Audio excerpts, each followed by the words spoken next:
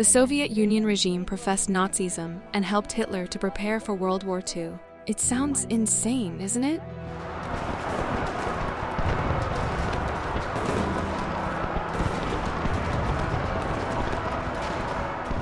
After the First World War, Germany began to rebuild its army, also through cooperation with the USSR.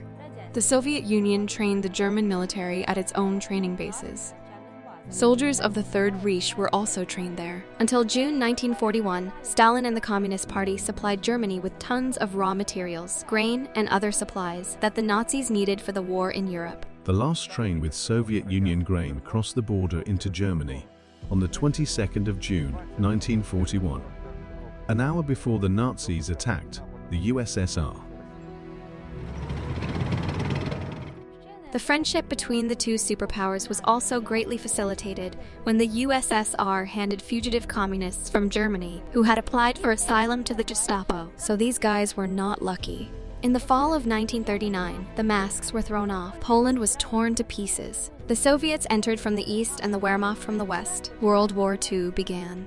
Why did the communist regime avoid the term Nazism so much? The Communist Party was afraid of the analogy with the German National Socialists, because it already had followed this path.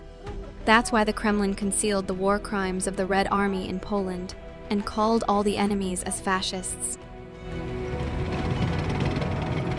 Nazism is based on the dominance of a single race, hatred of those who are somehow different, for example, in terms of religion, worldview, or skin color. This is enough to justify attacking other nations and seizing foreign territories. It reminds us of something, isn't it? Russia, the ideological successor of Stalin, has already been so pumped up under Putin's regime that it does not even justify war crimes against Ukraine.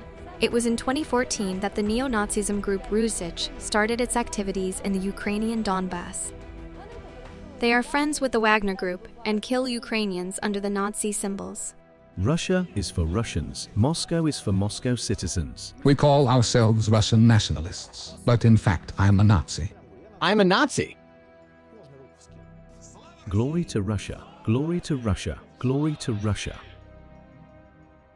Really, and who are the Nazis after that?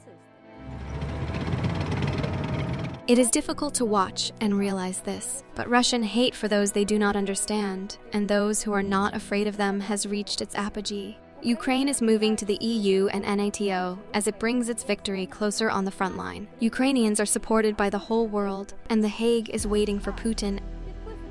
Subscribe to our YouTube channel and click on the bell not to miss new videos from Online.ua. You can also donate to us by clicking on the link below this video to support us in counteracting the Russian propaganda and bring our victory in the information warfare closer.